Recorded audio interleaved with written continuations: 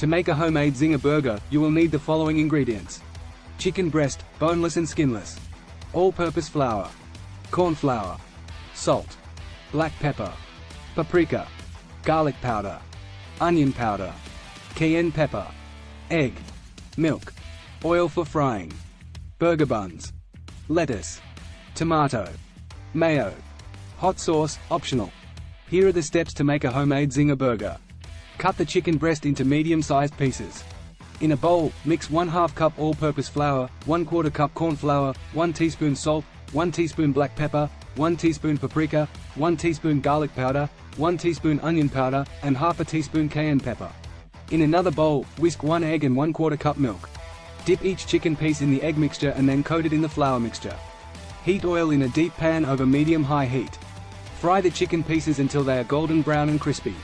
This should take around 6 to 8 minutes. Remove the chicken pieces from the oil and place them on a paper towel to remove excess oil.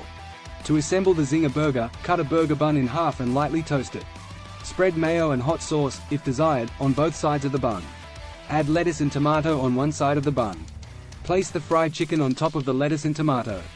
Top the chicken with more lettuce and tomato. Cover the chicken with the other half of the bun. Your homemade Zinger burger is now ready to be served. You can also add other toppings like cheese, onions, pickles, or jalapenos, depending on your preference.